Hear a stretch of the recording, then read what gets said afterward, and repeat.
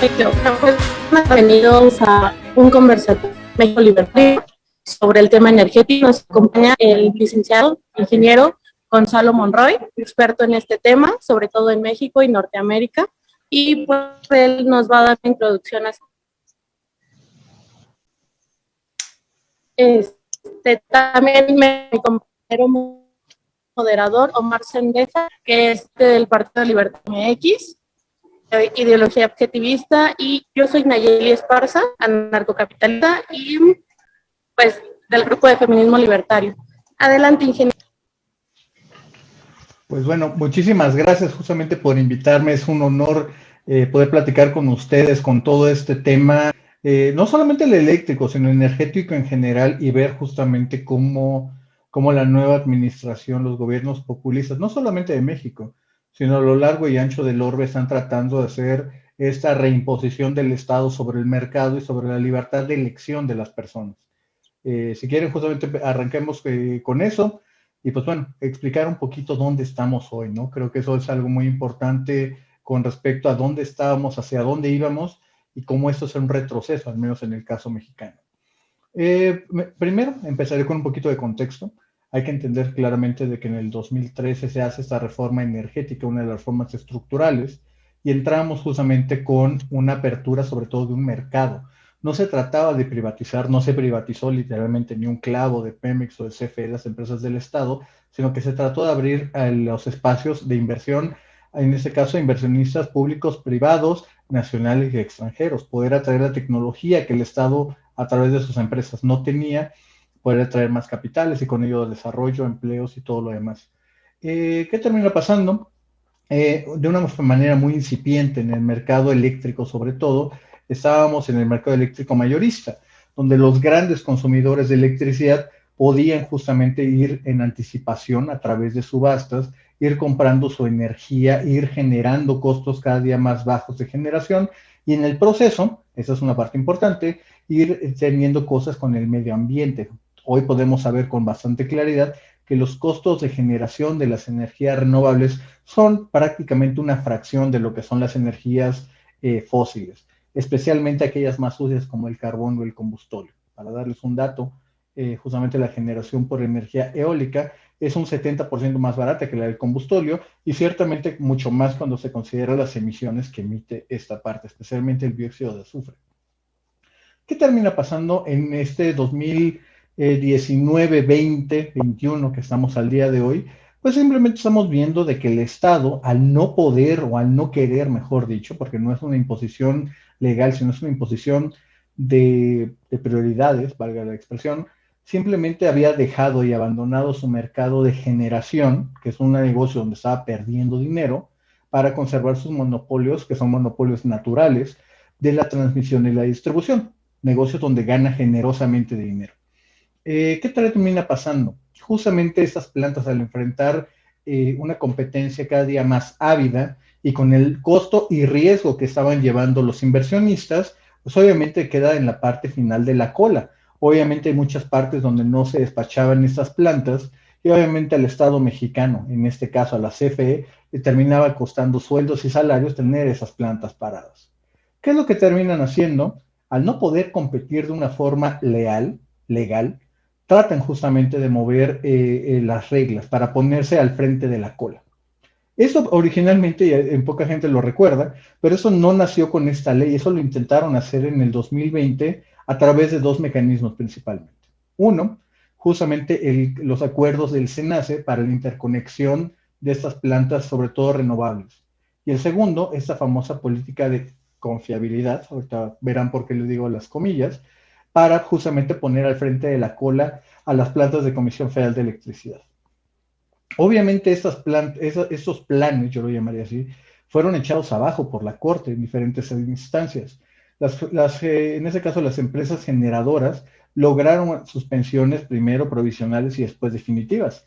En el caso, por ejemplo, de Greenpeace, logra justamente un amparo. Y era tan excesiva esta regulación, esos cambios que se estaban haciendo, que la propia Comisión Federal de Competencia Económica, la que vela por la plena competencia o la libre competencia en los mercados mexicanos, tuvo que interponer una controversia constitucional. Esa controversia la termina ganando justamente a mediados de enero ante la Suprema Corte de Justicia. ¿Cuál es el resultado de esto? En este inter, justamente en que la Corte da su decisión, es donde el presidente López Obrador apuesta, valga la expresión, su resto. Pone justamente una ley que recoge estos dos acuerdos que ya les había mencionado, los cuales sabemos hoy que son inconstitucionales, para tratar de hacer legal lo ilegal. En ese sentido, les puedo ir adelantando, va a ser una batalla legal lo que se avecina. No importa el circo que veamos en el Congreso, porque al final de cuentas Morena tiene mayoría en ambas cámaras y van a tratar de utilizarlas. Es algo natural que están haciendo. Se ve mal, pero esos son los números que tienen.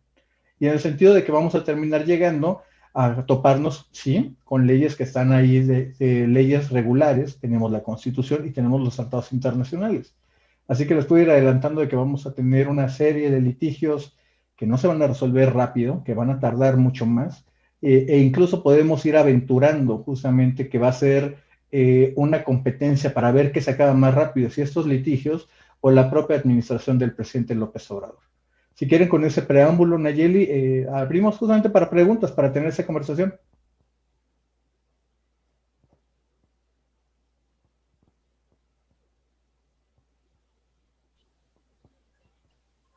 Muy bien, ingeniero. Muchas gracias por esa introducción. Y bueno, a mí solo me gustaría hacerle dos preguntas. La primera es, ¿qué opinión tiene acerca de los empleados de CFE y de Pemex? Y la segunda es, ¿cuál es la mejor opción que usted ve? Pues mira, hablemos primero de exactamente, y tienes razón, de la parte de los empleados. Y aquí sí déjame hacer una distinción completamente clara de lo que es Pemex y de lo que es CFE. Son diferentes animales, diferentes comportamientos, diferentes incentivos. En el caso de CFE, te lo puedo ir adelantando, es de la gente más capaz que he conocido, gente completamente comprometida con el país, que están haciendo y cumpliendo las órdenes que les están acatando, aunque ellos saben que no es la forma correcta de hacerlo. Están siendo leales, en este caso, al Estado mexicano. Obviamente te puedo ir adelantando que es gente que rápidamente va a poderle dar la vuelta cuando sea que estos vientos políticos cambien. Eso es algo bastante positivo. En el caso, por ejemplo, muy a diferencia de lo que vemos en Pemex, no tenemos una sobrepoblación de empleados activos, yo le diría inactivos u ociosos. Aquí prácticamente el que tiene una chamba es que tiene que ver algo, te está contribuyendo con algo. Todo lo contrario es lo que ocurre con Pemex. En Pemex justamente es una creación y tiene que entenderse claramente, incluso la propia creación de Pemex, como un reclamo de los trabajadores en 1938. Justamente hay que entender esta parte en su contexto histórico, donde el presidente Lázaro Cárdenas estaba impulsando, sí, justamente un mayor control político a través de los sindicatos.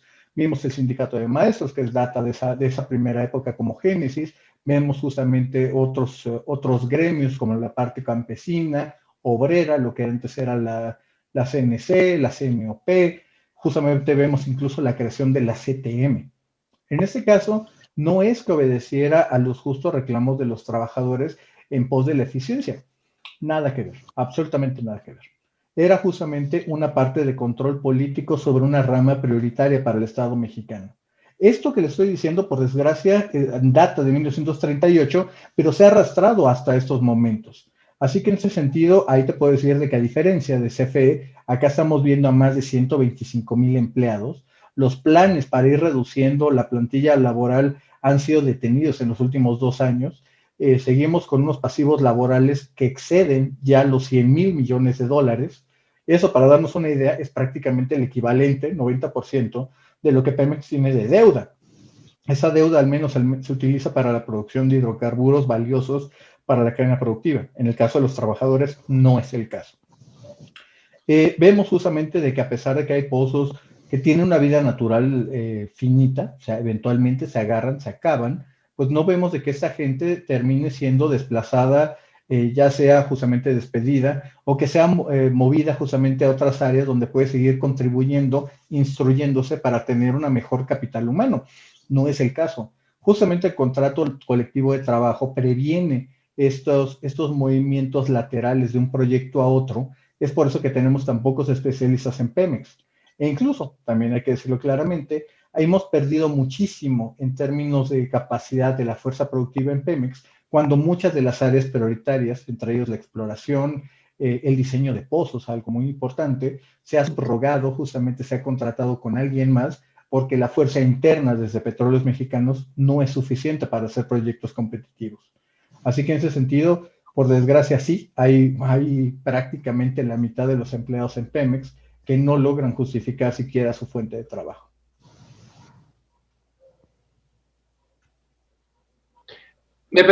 Quisiera hacer una pregunta relacionada. Interesante, ingeniero, o sea, tu opinión sobre los empleados.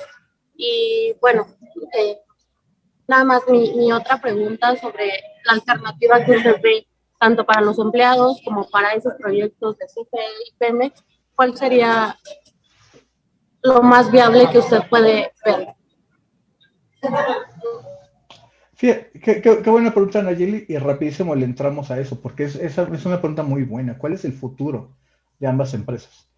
Y aquí hay una cosa irresoluble, que es de que también la propiedad 100% estatal de las empresas del Estado va atada justamente a un destino político. Yo te puedo decir justamente como economista, como consultor, cuáles son las rutas para llevar a las ambas empresas a la rentabilidad, a una rentabilidad bastante importante. El problema es que eso obviamente tiene unas restricciones políticas que lo hacen muy difícil de cumplir. Aún así vamos a jugar un poquito con esas ideas porque a veces falta no quedarnos únicamente en lo que son las restricciones. Si verdaderamente queremos ver más allá de lo que nos es evidente, de lo que nos está ahí, son los obstáculos que tenemos que ir sorteando, no quedarnos ante ellos. El primero te puedo decir, sí, Pemex especialmente sí tiene una ruta de salvación. En el modelo actual que tienen en este momento, Pemex va a seguir perdiendo dinero y va a seguir robándole dinero a los mexicanos. Esto es un hecho. Pero si de pronto Pemex deja a un lado, se sale de líneas de negocio, como la refinación, como la petroquímica, como el procesamiento de gas, eso justamente cortamos prácticamente el 70% de las pérdidas de petróleos mexicanos. Ergo, justamente ya que nos quedamos con la parte rentable de petróleos mexicanos, que es la exploración y producción, podemos hacer un sinfín de cosas. Podemos ayudarle a Pemex a que en una parte se asocie con empresas en los proyectos de difícil ejecución, como por ejemplo las aguas profundas. Podemos también de que Pemex se asocie, no necesariamente como un operador, sino como un socio silencioso en otros proyectos como los del fracking, para poder aprender cómo se hace. Y esto no es una cosa muy neoliberal, eso es exactamente lo que hizo Ecopetrol. Ecopetrol, la petrolera colombiana, se asoció en Estados Unidos con uno de los grandes empresas justamente del fracking, aprendió cómo hacerlo, cuáles son los puntos finos, y ahora está llevando desde el punto de Ecopetrol el fracking a Colombia. Es una cosa muy interesante. Y ahora, justamente ya cuando llegamos a esta selección de proyectos donde no todo tiene que hacerse, y mucho menos hacerse a pérdida, pues entonces podemos tener a un Pemex que te puede decir que una ruta de 4 a 6 años, Pemex puede volver a ser rentable. Aquí, ¿qué nos conviene más? Yo lo pondría en esa pregunta. Pemex nos conviene más una compañía de 125,000 empleados que pierde 30,000 millones de dólares al año, o una Pemex de 45,000 empleados que genera, ¿qué te gusta? Cerca de 6,000 millones de dólares de ganancia. Son cosas que hay que empezar a analizar. En el caso de la CFE, te lo puedo adelantar completamente, es una cosa de liderazgo. Están, y mucha gente que ha estado en CFE por los últimos 15, 20 años, lo sabe muy bien, saben de que están sentados en una mina de oro. Esa mina de oro, a pesar de lo que diga la administración, tiene mucho que ver con estos gasoductos y la posición que tienen como comercializador de gas natural. En este sentido, ellos pueden literalmente incursionar en el mercado mexicano. A pesar de lo que dice que los han desmantelado, la reforma energética le permitió a CFE asociarse en México, en Estados Unidos, en cualquier parte del mundo, prácticamente en cualquier modalidad contractual posible. Tienen las manos sueltas para hacer lo que quieran. Un ejemplo que no muchas veces es tan conocido, pero creo que ilustra muy bien esto que les estoy platicando. Apenas en el 2016, 17 y 18, CFE Energía, la que hoy se está encargada de que no compró el gas natural que nos llevó a los apagones de la semana pasada, CFE Energía era el 14º comercializador más grande de gas natural en todo Estados Unidos, una posición bastante envidiable. Tenían buenos contratos, todavía los tienen unas posiciones importantes, tienen los proyectos en los lugares correctos, y pueden capitalizar muy rápidamente. Cuando esta posición cambie, esta posición o estos vientos políticos cambien, CFE es la que más rápido va a poder regresar a la rentabilidad de una manera prácticamente en menos de 7 a 8 meses. Va a ser muy, muy rápido esa parte, a menos, obviamente, como estamos viendo, que se le obliga a hacer las cosas que las cuales ya estaba de salida, como es la generación eléctrica.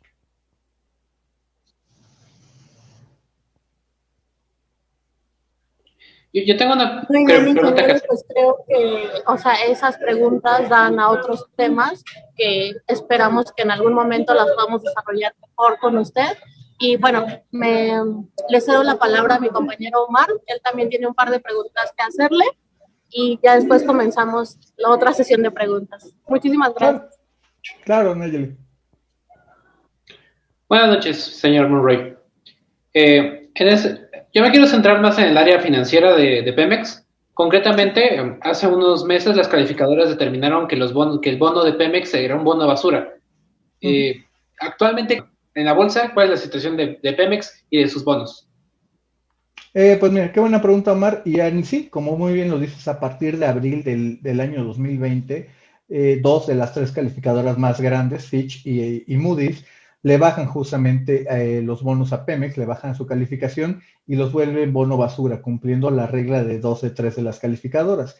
Standard Poor's la tiene en el borde, pero se espera que entrado justamente la segunda mitad de este año ocurra justamente también ese downgrade. ¿Qué ocurre con petróleos mexicanos? Como les había dicho en un principio, Pemex y también por añadidura CFE no son consideradas o tratadas como empresas a las cuales se les va a exigir los resultados, la gobernanza. Se les considera dentro del mercado una deuda cuasi soberana. Sabemos, y todo el mundo lo sabe, que Pemex, si lo consideramos únicamente por sus propios resultados, es triple C, es prácticamente un bono impagable, no va a tener los recursos para pagar sus propias deudas. Lo que hoy lo tiene en la posición que está, BB menos, es justamente sabiendo que el Estado mexicano está detrás, como este pagador o aval de última instancia. Y en ese sentido, te lo puedo adelantar, prácticamente es una noción ya hecha de que Petróleos Mexicanos va a estar respaldado por el gobierno sin importar la circunstancia. No importa lo que esté ocurriendo con Petróleos Mexicanos, no importa sus resultados en las refinerías, no importa esto. Lo que realmente importa es la capacidad del Estado mexicano para seguir apoyando a Pemex, que siga pagando sus deudas.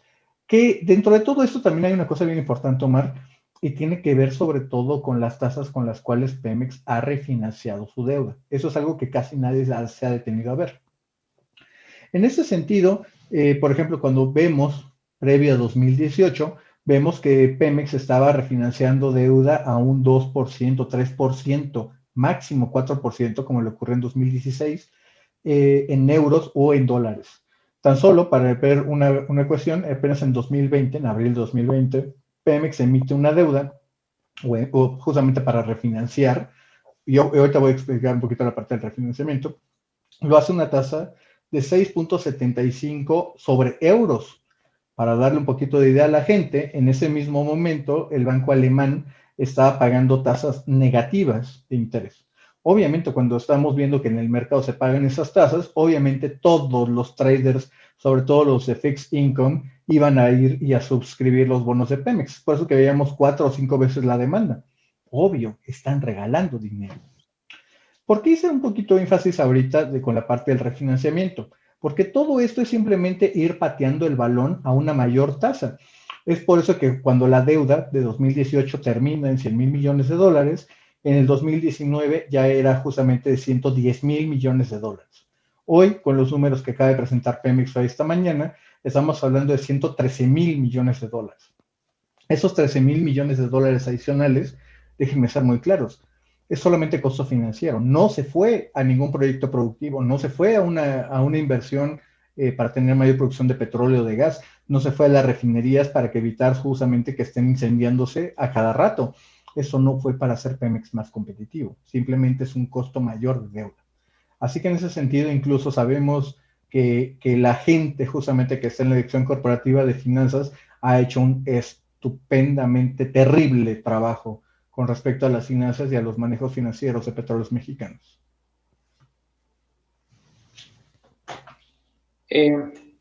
¿Podría, por favor, decirnos ¿Cuándo dejó de ser rentable Pemex? ¿Cuándo fue el último año que fue rentable? Pemex fue rentable en 2018 cuando salió con una ganancia de 2.200 millones de dólares. Comparativamente hablando con otras instituciones similares en el mundo, incluso instituciones privadas, empresas privadas de extracción de petróleo, ¿cuál es la calidad de Pemex? ¿Es de las peores en todo el mundo? Está dentro de las peores, definitivamente, bajo cualquier métrica que quieras utilizar. Bajo la parte de rentabilidad sobre el capital usado, sobre también la cantidad de impuestos que paga. Siempre se piensa que Pemex paga muchísimos impuestos. La realidad es que hoy, 2020, está pagando por debajo del promedio internacional. Eso es algo muy importante decirlo. Y incluso justamente yo me enfocaría en esa parte, Omar, para también literalmente estandarizar los términos del debate de que cuando uno lo compara por sobre todo las métricas de restitución de reservas, el incremento o declinación de la producción, obviamente cuando nos vamos a la productividad por pozo o cuando nos vamos a la productividad por empleado, pues sí, Pemex aparece justamente en los últimos lugares de las listas.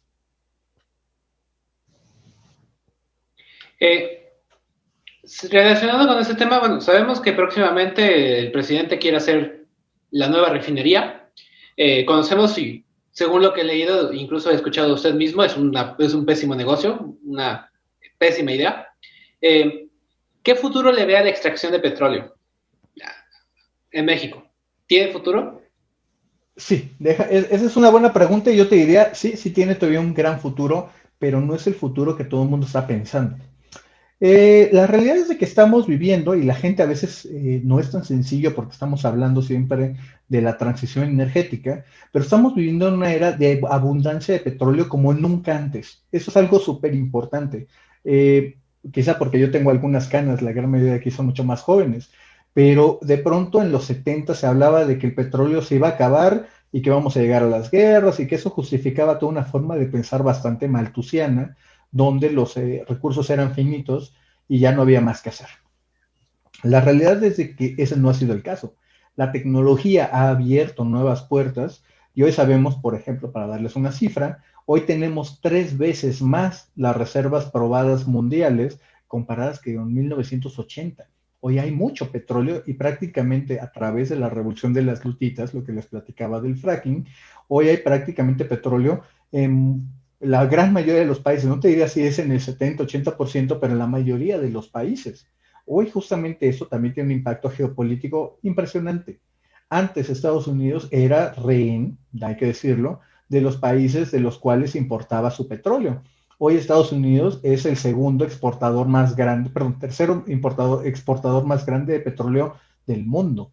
Obviamente esto ha cambiado las dimensiones, las prioridades. ¿Esto dónde coloca, por ejemplo, en términos del petróleo? Como les decía, no como todo el mundo lo imagina. ¿Qué cosas ya están en marcha? La electrificación de la movilidad. Cada día vamos a ver irremediablemente más autos eléctricos, camiones eléctricos, trailers eléctricos. Eso está ocurriendo y va a pasar. Los grandes, por ejemplo, trenes ya no van a ser de diésel como el Tren Maya, que es una cosa arcaica, van a ser trenes eléctricos. ¿Cómo vamos a alimentar esa electricidad? Principalmente de gas natural. Eso es algo importante. El segundo, sí, hay que decirlo, que va a venir una muy buena parte de las fuentes renovables. Pero esto no significa el fin del petróleo. Eso es algo muy importante entender. Hoy, por ejemplo, tener una cosa de plástico, tener una pluma, tener la propia computadora, viene de plásticos. Y los plásticos son precursores, o en ese caso, bueno, mejor dicho, su precursor es justamente el petróleo. El petróleo es lo que nos da un lápiz, nos da el maquillaje, nos da las llantas, nos da el asfalto para nuestras calles. Obviamente el mundo no se va a detener de usar petróleo, pero lo va a usar con una menor medida y en otros usos. E incluso se los puede ir adelantando, y eso es un tema bastante interesante. Una cosa donde se está cambiando una verdadera revolución también es cambiar la composición de los plásticos como los conocemos. Los plásticos de un solo uso, esos iban a ser cosas del pasado, yo les puedo decir, en menos de 5 años. Vamos a tener justamente plásticos que van a tener multiusos, que van a ser fácilmente degradables, reciclables. Esto va a ser muy bueno para las economías de todos los países, también de los consumidores, e incluso se los puede ir adelantando, porque esa es la principal motivación de las propias empresas de energía, ya no petroleras, sino de energía. ¿Y tiene sentido y futuro la refinación de petróleo? Ahí, fíjate, esa es una gran pregunta. La refinación para el transporte, difícilmente, muy difícilmente, porque aquí otra vez es donde entran las ventajas comparativas. Tenemos justamente apenas cruzando el río Bravo, tenemos justamente en el Golfo de Texas el mayor hub refinador y petroquímico del mundo, el más eficiente para colmo. Déjenme darles un dato que creo que eso ayuda a ilustrar mucho de qué tan atrasados estamos. En promedio, un barril de gasolina que se produce en México, en las refinerías que tenemos, cuesta 36% más que un barril importado con transporte puesto en Monterrey. De ese tamaño es la ineficiencia que tenemos. ¿Qué termina pasando? Tratar de competir, que es lo que está tratando de hacer Pemex de una forma bastante torpe, lo voy a decir de esa manera, bastante torpe, es simplemente ponerse a venderle chiles a Clemente Jackson. Nos sale justamente mucho más barato tener esos recursos e invertirlos en nuestra propia gente, en más seguridad, en más salud, que ponerlo justamente en gasolinas. ¿Por qué? Como les decía anteriormente, está habiendo una gran transformación y esto no tiene nada necesariamente que ver con el gobierno. Veamos, por ejemplo, un caso reciente. En el caso de General Motors, en su planta de Silao, en Guanajuato, ya están justamente empezando a hacer ahí los cambios en sus líneas de ensamblaje para elaborar ahí autos eléctricos. Ford va en la misma línea con la planta de Hermosillo y otra que está, si mal no recuerdo, está en el Estado de México. Obviamente México va a seguir siendo una potencia exportadora, pero va a ser sumamente paradójico que estemos mandando los autos que van a movilizar y a potenciar el futuro de otros lados, cuando México va a estar totalmente en el atraso. No tiene mucho sentido. ¿Qué vamos a hacer? ¿Quedarnos justamente negándonos al cambio cultural y tecnológico que está haciendo allá afuera? Lo que estoy poniendo para poner una manera mucho más accesible es como si de pronto México, y fíjense, eso, quizás es el mejor ejemplo, México decidiera hacer su propia red social para hablar con nosotros mismos. Es inventar el agua tibia. O sea, la realidad es de que no tiene la suficiente masa crítica para poderlo generar, perdón. Y cuando uno justamente lo va llevando más adelante, pues nos vamos a dar cuenta de que, ok, y nuestros autos de combustión de gasolina, cuando ya no haya repuestos, cuando ya se hayan descontinuado, ¿cómo le vamos a hacer? ¿Qué va a pasar? ¿Nos vamos a quedar con autos totalmente del siglo pasado, literalmente? Así que obviamente, aunque queramos o no, el futuro está ocurriendo a pesar de las decisiones políticas. Así que en ese sentido, se lo puedo ir adelantando, ese es el futuro, hacia allá van las cosas. Y pues bueno, México va a tener que tomar rápidamente una decisión si se trepa al futuro o empieza a caminar hacia atrás. Le hago una pregunta más.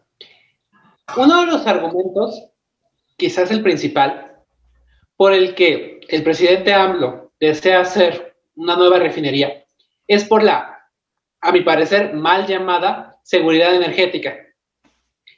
La idea o sustentabilidad energética o autonomía energética. La idea de que un país debe producir, si no toda, por lo menos una cantidad suficiente de sus recursos, porque eso también se aplica a otros elementos, en este caso concreto de petróleo.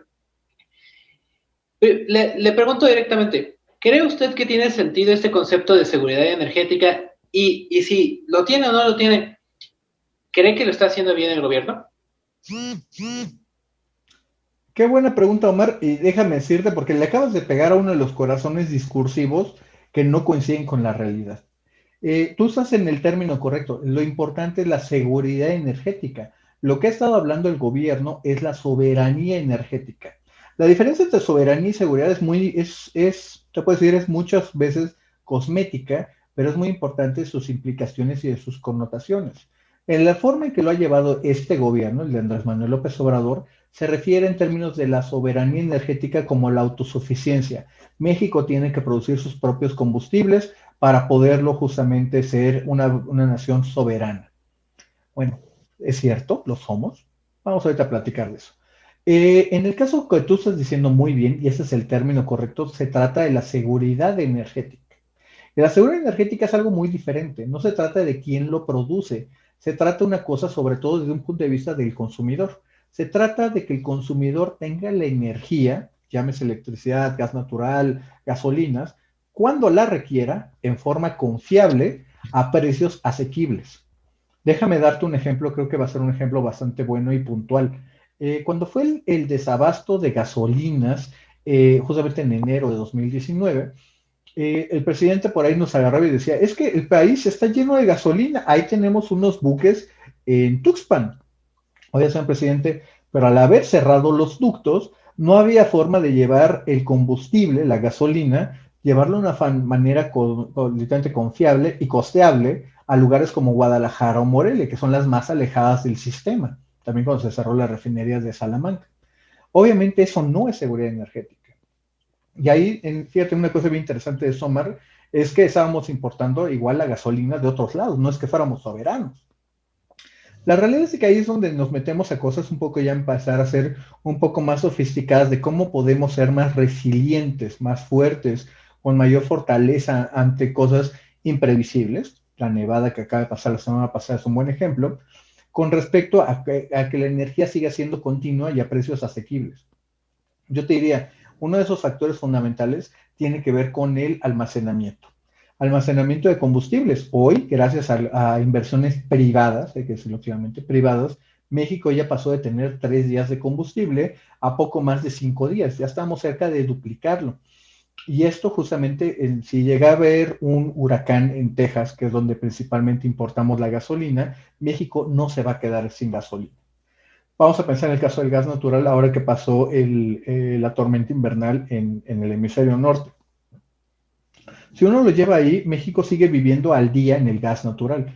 Un gas natural, y fíjate lo que son las contradicciones, donde hablamos de la soberanía energética, pero el 90% de nuestro gas natural es de importación. Y ahí no se ve que le cause ningún problema a la administración o a la narrativa oficial. ¿Qué termina pasando? No tenemos justamente un almacenamiento de gas natural ni siquiera de forma comercial o de forma estratégica, que no necesariamente es lo mismo. ¿Qué nos deja? Nos deja expuestos.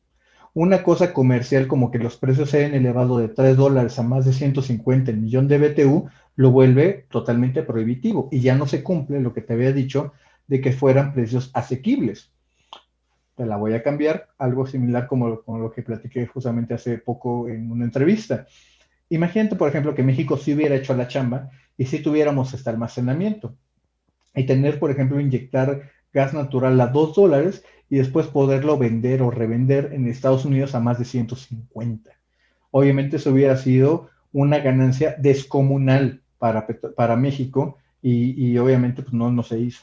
Y por el otro lado, fíjate, dentro de este tema, especialmente el gas natural, no tenemos ningún plan de desarrollo para incrementar la producción en México de gas natural. Así que en ese sentido nos podremos quejar mucho, que es la narrativa, la soberanía y bla, bla, bla, y nos podemos abrazar de la bandera, pero en realidad seguimos siendo dependientes, seguimos estando expuestos, esa es la palabra más importante, expuestos a cualquier disrupción en el suministro de gas natural.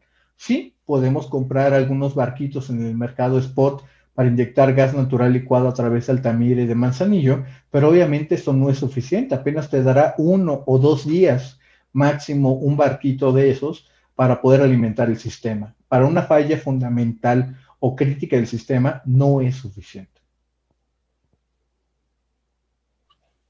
Una más. Muchas gracias, ingeniero. Vamos a comenzar la serie de preguntas de las personas de Facebook y de nuestro chat. Claro. Primero, mire, nos pregunta Víctor Manuel Gómez Bravo, ¿por qué en 2019 y 2020 las pérdidas de Pemex han sido tan grandes? Porque el argumento de los izquierdistas es que se desmantelaron, pero la realidad es que por una disminución de la producción. ¿Pero por qué se hizo más grande estos 2 últimos años? Claro que sí. La pregunta es muy fácil de resolver. Sí, discúlpenme. La producción ha ido cayendo, pero en el lado, por ejemplo, de las pérdidas de Pemex se explican principalmente por el énfasis de refinar en México. Como les había dicho antes, las pérdidas, cada barril sale con pérdida en el caso mexicano. No a ganancia, sino a pérdida. Mientras más produzca en el sistema nacional de refinación, más pérdidas vamos a tener en el sistema. Y eso, por desgracia, es lo que explica buena parte de lo que estamos viendo de las pérdidas. Y hasta que no se corrija esta parte, y fíjense lo que es la paradoja, importar nos sale más barato en términos de gasolinas, de diésel y turbocina que producirlos en México. Si estamos mandando más petróleo, vamos a recibir más valor en términos de dólares que lo que estamos perdiendo al meterlos a las refinerías. Obviamente esto va en contra de la narrativa de la soberanía, todo lo que platicábamos antes, pero literalmente esa es la razón por la cual estamos haciendo eso. Hay una segunda variante que es, digamos que la segunda causa, y tiene que ver que Pemex está desarrollando campos cada día más pequeños. Al tener campos cada día más pequeños, sí, de fácil extracción, por desgracia estamos enfrentando costos unitarios cada día más altos, costos de extracción más altos. Obviamente con el precio, como lo vimos en 2020, que en algún momento llegó a ser un precio negativo, pues obviamente nos está haciendo que nos cueste cada día más trabajo. El negocio de la exploración y de la producción se los puede ir adelantando. Se trata de ir por las ballenas. Estos grandes campos, megayacimientos, que tienen costos unitarios muy bajos y que pueden soportar mejor la caída de los precios. Obviamente no es el caso de Pemex. Gran parte de nuestros campos más grandes ya están en una etapa de declinación, con lo cual enfrentan costos más altos. Vale, pues muchas gracias. La siguiente pregunta es igual de Víctor Manuel Gómez Bravo. ¿Con la nueva refinería de Dos Bocas será posible fabricar gasolina más barata que en Estados Unidos o nunca sería posible?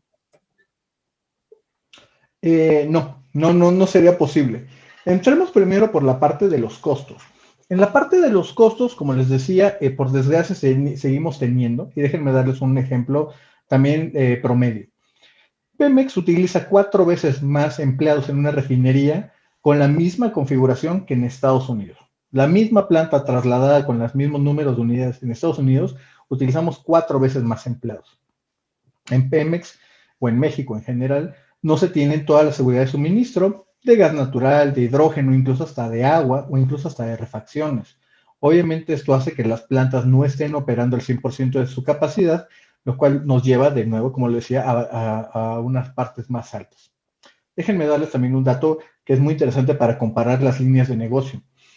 Aproximadamente Pemex Exploración y Producción, la que produce petróleo y gas natural, tiene cerca de 47,000 empleados. Ellos son los que producen el dinero.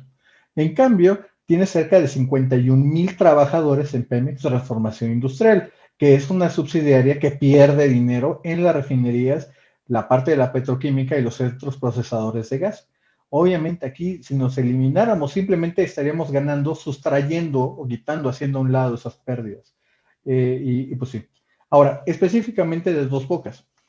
Dos Bocas, pues sí, pues sabemos de que va a llegar con algunos sobrecostos, eso hay que decirlo claramente, sí va a estar con las mejores instalaciones nuevas, pero hay que contabilizar, uno, los sobrecostos con los cuales ya trae.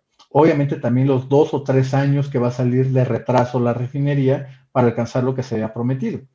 Y el tercero, probablemente, es que no alcanza a llegar a ser competitivo más allá de la región centro del país. Dos Bocas no le cambia el panorama a la región norte o a la región del noroeste o del noreste, ni siquiera incluso a la región del occidente donde está Guadalajara, bueno, Jalisco, Michoacán, Nayarit, no alcanza a llegar hasta allá justamente la producción de Dos Bocas. ¿Qué es lo que también está pasando? Hay que recordar claramente que tenemos un mercado en competencia. Hemos visto las nuevas marcas que están llegando de forma más competitiva en algunos puntos del país y se los estoy adelantando. No tiene nada que ver si se produce en México así se produce en el exterior, por una razón. La fórmula de precios que tenemos en México con respecto a nuestros combustibles toma de referencia los precios internacionales, que en este caso es el sur de Texas. Aquí atrás en mi mapa se logra ver justamente esa parte de la infraestructura. Así que en ese sentido, si el gobierno quisiera hoy, sin Dos Bocas, cambiar el precio para bajarlo, lo puede hacer simplemente cambiando la fórmula de precios. Pero traen esta idea justamente de que la intervención del Estado puede llevar a algo positivo. La realidad es que en este particular caso no es así. Vale, tenemos otra pregunta de Facebook de Ale H. Vaz, que nos dice: hola Gonzalo, eso que dices, el importar era lo que hacían anteriormente. En este sexenio seguirán pérdidas. ¿Tú qué harías si fueras director de Pemex? Lo más probable es de que seguramente el presidente en turno ya me hubiera soltado 2 coscorrones, seguramente. Habiendo dicho eso, como les decía antes, justamente en la respuesta a Omar, primero salirse de los negocios donde Pemex está perdiendo dinero. de entrada, esa es la primera y principal. Tratar de sostener empresas fallidas, y me refiero a empresas fallidas, sino en términos de iniciativas, como producir gasolinas en México. Eso no está funcionando y no va a funcionar, se los puedo adelantar, no va a funcionar. Funcionar es extremadamente costoso, lo cual obviamente es una victoria pírrica porque perdimos en una cantidad bestial de dinero en ello. Así que la primera que yo haría es justamente salir de este tipo de proyectos.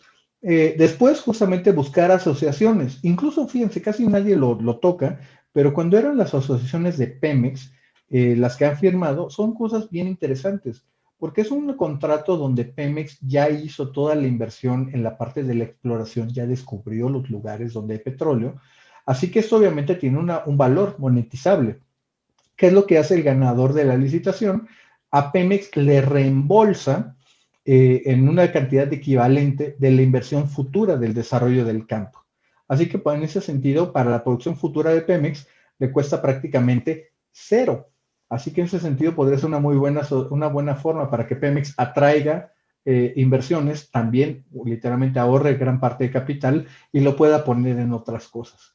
Hay que recordar que Pemex todavía tiene pues, prácticamente el 98% del territorio en términos de las asignaciones y zonas exploratorias, de las cuales todavía hay muchísimas áreas que no ha desarrollado por falta de capacidad y por falta de inversión.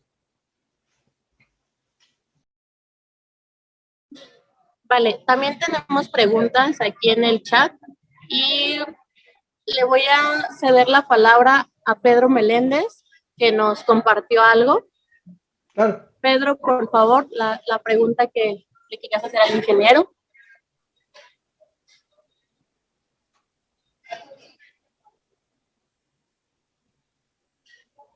Ok, vale. Mientras hago la otra pregunta de Facebook, ya la última. Víctor Manuel Gómez Bravo nos pregunta, ¿la refinería de Dos Bocas para qué otra cosa serviría? ¿Para producir plásticos? Bueno, considero que esa pregunta usted ya respondió como las alternativas que podría tener Pemex, pero no sé qué respuesta le gustaría dar a esta persona que nos pregunta sobre los plásticos. De hecho, es una buena pregunta, es una buena pregunta. Y la realidad, déjenme decirles por qué el presidente López Obrador está obsesionado con la refinería de Dos Bocas. No tiene absolutamente nada que ver con la producción, la autosuficiencia, ni siquiera con la soberanía. Para los que somos justamente aquí chilangos de la Ciudad de México, ya lo tuvimos a Andrés Manuel como alcalde, como jefe de gobierno. Y la realidad es que está haciendo algo muy similar a lo que hizo con el segundo piso. Es una obra que cuando tú platicas con cualquier experto de movilidad te va a decir que no resolvió los problemas de transporte, sino incluso los exacerbó, los volvió todavía peores. En el caso similar acá es igual, es exactamente lo mismo. Es un proyecto de ego, es un proyecto de Andrés Manuel como su legado. No importa, y sinceramente en la mentalidad que tiene la administración y el presidente, no importa si se va a considerar el presidente de la pandemia, el presidente del desempleo, el presidente de la pobreza, porque al final hubo algo que hizo. Ahí hay una refinería al final que se hizo y que se la habrán robado, no habrán robado dinero, pero ahí hay algo tangible, algo que se puede ver. Y eso es justamente la razón por la cual lo ha hecho. No es tampoco ninguna sorpresa el por qué se hizo en el estado de Tabasco, es su estado natal. Es su estado donde está impulsando y tratando de resolver la pregunta histórica de cómo echamos a andar el sureste mexicano, esa parte, ese cinturón olvidado del desarrollo. Está tratando de hacerlo a punta de billetazos. Por desgracia, este no es un problema que se resuelva con dinero, es un problema de capacidades. Y cuando nos damos cuenta que no se ha invertido en la educación, en la infraestructura, en la seguridad justamente de ellos, pues obviamente vemos que es una empresa o una iniciativa condenada al fracaso. Muy bien, pues ahora sí, le cedo la palabra a Pedro, adelante. Gracias, muy amable, buenas noches, ingeniero. Pedro, buenas noches. Gracias, mira, buenas noches, el Pemex ha tenido las mayores pérdidas de la historia en el 2020. Algunos defensores del gobierno justifican que fue por la pandemia, porque había un dólar bajo y porque los precios del petróleo o del barril de petróleo eran muy bajos. Hoy tenemos un escenario un poco diferente. El dólar ha subido y el barril ya superó los $60. ¿Cuál sería el escenario que convendría más a México? ¿Un barril barato o un barril caro de petróleo? Bueno, la primera, déjame decirte, Pedro, de hecho, esta no es la pérdida más grande. La pérdida más grande es en 2014 y 2015. Y ocurre precisamente por los precios. En ese momento los precios estaban en más de $130 y en menos de 6 meses habían desplomado a 25. Eso fue una catástrofe prácticamente de toda la industria. Algo similar ocurrió en el 2020. Primero, antes de lo del COVID, primero fue justamente la guerra comercial que se desató entre Arabia Saudita y Rusia, que llevó una sobreproducción que eventualmente nos lleva en abril a precios negativos. Perdón. Y después, justamente en el caso ya de lo que ocurre, obviamente el tener una menor movilidad o una movilidad reducida, obviamente nos lleva a que se requiere menos combustible, a un menor consumo energético en general. Déjame darte un rapidísimo ejemplo. Durante la época de abril, mayo, justamente la peor parte, o una de las peores partes de la pandemia, que todo el mundo estábamos en casa o ese era el objetivo, en lugar de cargar una vez a la semana el tanque de la gasolina, ahora lo hacías 2 veces al mes, o en algunos casos los más encerrados, una vez al mes. Esto, obviamente, fíjate, no es de que cuando esto se normalice vas a cargar los 4 meses anteriores, no vas a cargar 4 veces tu tanque a la semana, no tiene sentido. Obviamente eso es destrucción de la demanda. Y esto es algo que no solamente le pasó a Pemex, le pasó a todo el mundo. Eso hay que ponerlo muy claro. Respondiendo ahora sí tu pregunta puntual de cuál es lo que le conviene a Pemex, un barril caro o un barril barato, te voy a decir que por desgracia es una bendición mixta.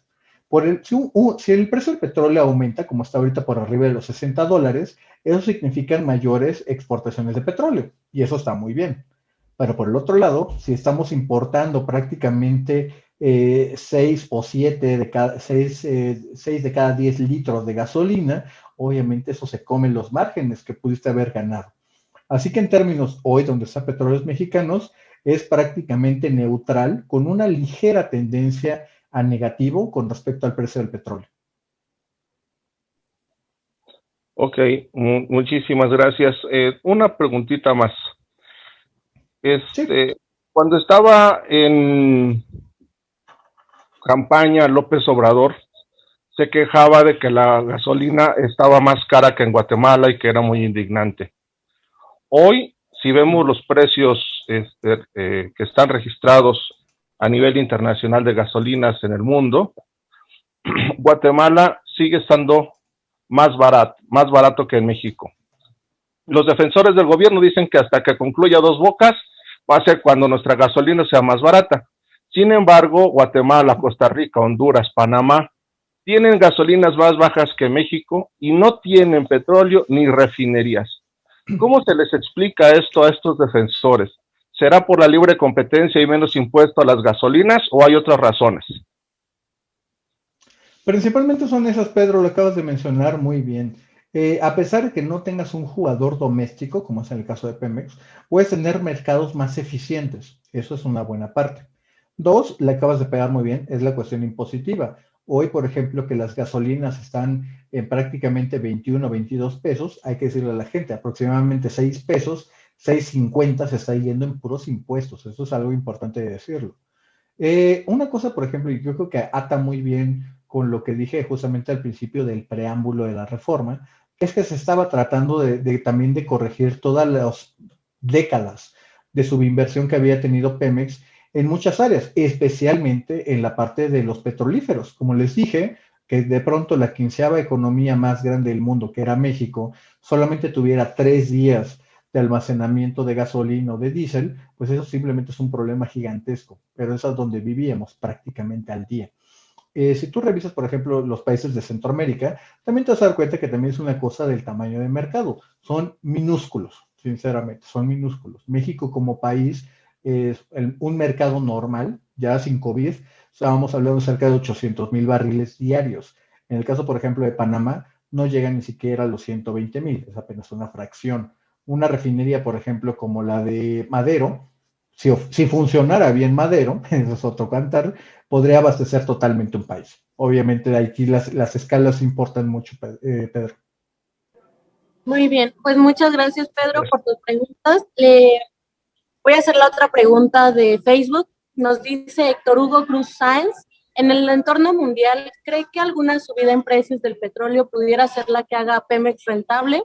¿Y cree que vaya para arriba o abajo el precio del petróleo? La primera, justamente con respecto al precio del petróleo. Dada la estructura que tiene en este momento, la estructura de costos que tiene Petróleos Mexicanos, mientras más suba el precio, más le va a pegar en términos de sus costos de operativos. Un dólar, por ejemplo, caro, le encarece los costos de logística también. Así que en ese sentido, no necesariamente es bueno. En el caso de Pemex hay que entenderlo claramente, de que también con una producción que sigue yendo a la baja, a pesar de lo que diga el gobierno, la producción sigue cayendo, pues simplemente no tienes con qué hacerlo. Así que tienes dos combinaciones, una caída de precios, y si de pronto baja el precio, pues simplemente te va a pegar de este lado. Como le platicaba a Pedro, un precio hacia arriba le ayuda con las exportaciones, pero le pega con las importaciones de petrolíferos. Así que en ese sentido no necesariamente le pega, pero el modelo de negocios que están persiguiendo, donde hay un énfasis en la refinación, eso es lo que les asegura las pérdidas a Pemex. Ok, nos pregunta Luis René Mendoza Samperio, ¿por qué Chicontepec no es un manto petrolífero explotable si es tan grande? Oh. Le pegó exactamente a mi mero mole. Qué buena pregunta, Luis René. Y tiene mucho que ver con la forma en que es Chicontepec. Chicontepec es un campo sumamente complejo e inusual para lo que conoce Pemex. A diferencia de Pemex, que agarra y va y busca estos grandes pozos en verde que se logran ver atrás de mí, que son de muy fácil extracción, donde un solo pozo tiene una rentabilidad de 200, bueno, no de 200, pero de unos 5,000, 6,000, 10,000 barriles al día por pozo. Pues los pozos de Chicontepec te dan 150, 200 barriles al día.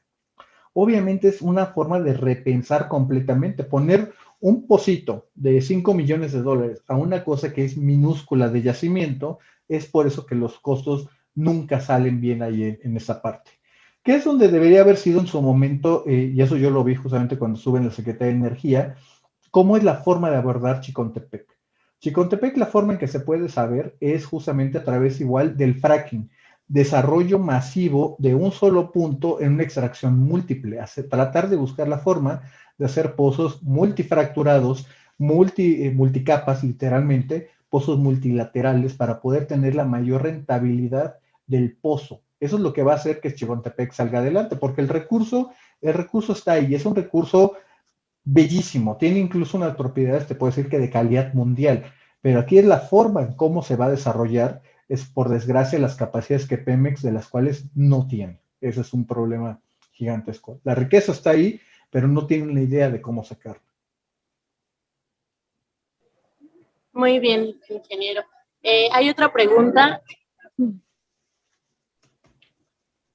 Bueno, por lo visto hay problemas de conexión. Creo que perdimos a Nayeli. Yo le quiero hacer una pregunta. ¿Cómo calificaría usted la gestión del gobierno de la 4T con relación a Pemex? Fíjate, la voy a poner en términos generales, no solo de Pemex, y la voy a poner en general de energía. Y la realidad es que están tratando de abogar por un modelo que es el modelo estatista o el modelo centralizado que ya se agotó. Esa es la realidad de las cosas.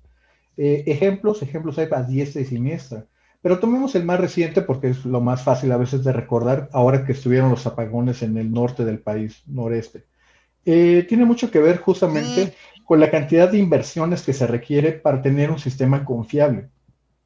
Adecuar, por ejemplo, a México para que no tenga apagones, que tenga esta energía confiable y de manera continua, requiere modernizar el sistema y eso nos cuesta aproximadamente entre 11 y 12 puntos del PIB.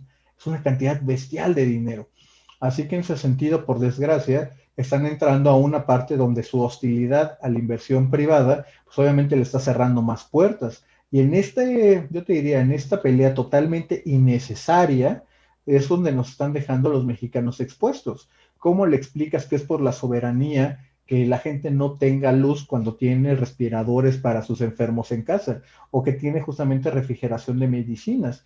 Decirles que la gente se está muriendo por la patria, eso no está bien. Eso no está bien bajo ninguna circunstancia. Y es exactamente lo que está defendiendo esta administración.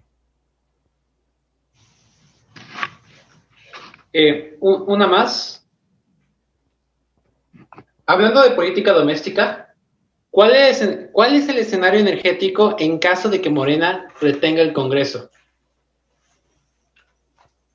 Lo más probable es que, fíjate, con lo que está pasando con la ley eléctrica, lo vamos a ver totalmente congestionado y suspendida la implementación de lo que quieren hacer prácticamente por la Corte, es lo que vamos a ver.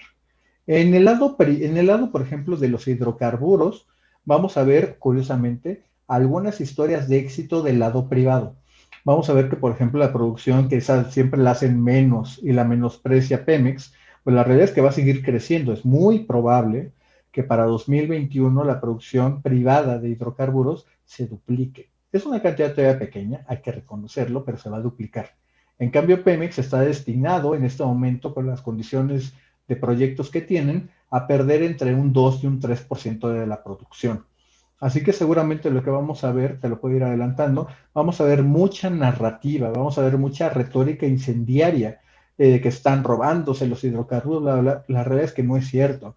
Podemos ver que no hay prácticamente gente arrestada o detenida por el caso de, por ejemplo, de lo del huachicol. No hemos visto ni un solo procesado de la corrupción de Pemex, a pesar de que hay casos, te puedo decir que groseramente abiertos de lo que está ocurriendo en esos momentos en Petróleos Mexicanos.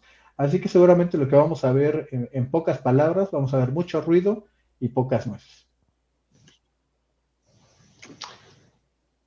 Yo personalmente siempre intento que la gente se lleve un conocimiento práctico para mejorar su vida.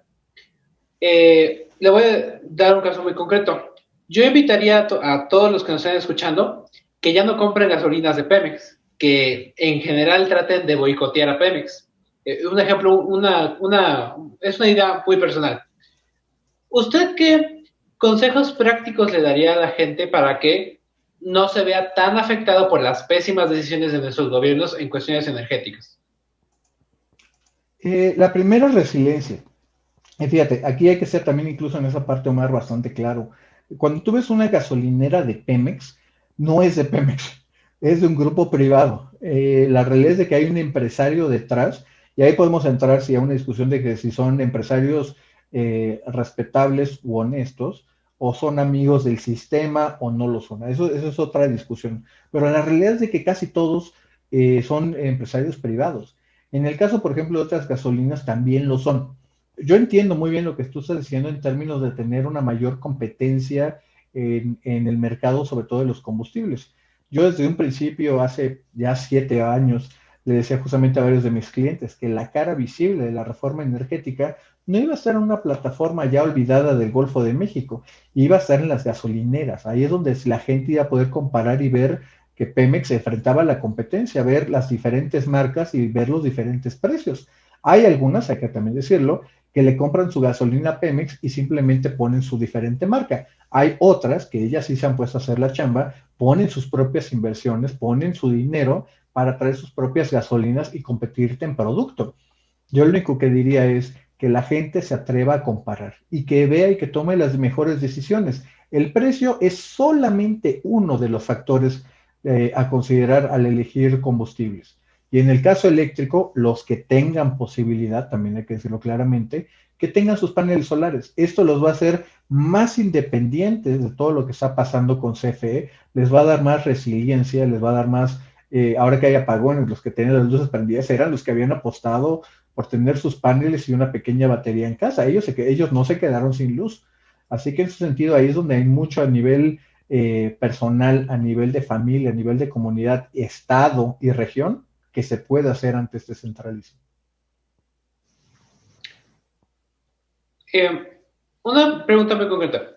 Si bien México es un país, es un solo país, se divide en varias regiones y casi cada gobierno estatal hace las cosas de una forma diferente. ¿Existe algún gobierno o alguna región del país que esté haciendo bien las cosas en cuestión de energía? ¿O todos están Yo te puedo reprobados? decir que sí. No. No, en ese sentido hay muchos casos de éxito. Y yo te puedo ir diciendo que, por ejemplo, casos como Tamaulipas, como Guanajuato, como Baja California, como propio Yucatán y Campeche, han puesto, incluso Puebla, que es de Morena, pero incluso ellos lo han hecho, han puesto sus propias agencias de energía y están tratando justamente de impulsar, por ejemplo, la adopción de paneles solares en las casas o en las escuelas o edificios públicos. También en algunos casos ir ayudando a las empresas que todavía estén interesadas, tratar de dar con cosas tan sencillas como la relación con comunidades, registro público de la propiedad. Hay muchas que sí se han puesto las pilas de saber de que esto no es permanente y esta situación que estamos viviendo hoy no es normal. Así que hay muchas que sí están poniendo de su parte y ya están viendo en la siguiente iteración de lo que viene. No se están quedando con los brazos cruzados. Y obviamente hay estados que, bueno, no conocen la energía más allá de prender el foco. ¿Cuál es el peor estado en ese sentido? El que está reprobado totalmente. Probablemente Chiapas o Guerrero. ¿Cuál? ¿Guerrero? Guerrero y Chiapas. Correcto.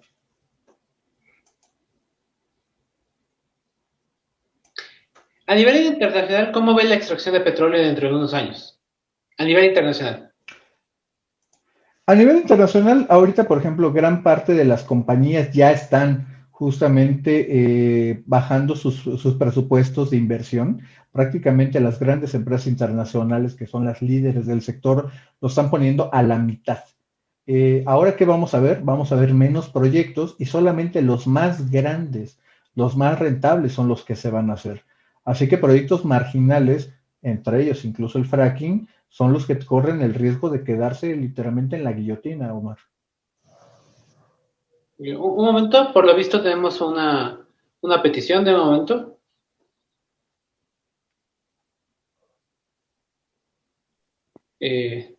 Hable, por favor, señor Pedro Meléndez. Gracias nuevamente, ingeniero. A nivel internacional, hay muy buenas experiencias en cuanto al disminuir el nivel monopólico o de control estatal en los sistemas de energía. En este caso me quiero referir a Finlandia. Si bien Finlandia igual y es un país pues, pequeño con una producción menor de petróleo, como tú dices, es muy importante la parte de la diferencia de tamaños, ¿no? Pero Finlandia, la petrolera finlandesa, que era estatal, ya actualmente solo tiene el Estado el 40% del capital de la empresa. La mayor parte de los contratos que están o de los trabajos que están haciendo son con privados e incluso está promoviendo o está participando en la generación de energías renovables directamente la petrolera. En un momento dado, cuando se hizo la reforma energética, la primera, dijeron que habían ido precisamente a los países nórdicos a ver esos ejemplos de éxito. ¿Por qué no estamos siguiéndolo como lo habían dicho? ¿Por qué no estamos siguiendo eso en vez de regresar al control estatal, al monopolio, al control del Estado, que como dices, ya no es viable, ya se vio que ya estaba superado, que no da resultados y no ha dado resultados en ningún país? ¿Qué es lo que debería de seguir? Pues mira, principalmente, Pedro, yo te diría de que obedece a los tiempos que estamos viviendo. Vimos, por ejemplo, desde la parte del presidente Trump hablando de un Make America Great Again, ese regreso al pasado glorioso, ese anhelo de la nostalgia, pues prácticamente es algo similar a lo que estamos viendo en el caso mexicano. Estamos apelando a las viejas glorias de Pemex, donde podía llegar a invertir en un lugar y generar un polo de desarrollo prácticamente en menos de 18 meses. Esto que te estoy platicando es lo que ocurrió, por ejemplo, y lo que vio con sus propios ojos el presidente López Obrador cuando era un joven en las partes rural de Tabasco. Llegan los años 70, Pemex hace descubrimientos importantes y literalmente en 18 meses nace una ciudad como Ciudad Pemex o Nuevo Pemex. Llega obviamente toda la idea del progreso y del desarrollo. Llegaron las escuelas, llegaron los caminos, llegó la electricidad, llegaron los hospitales.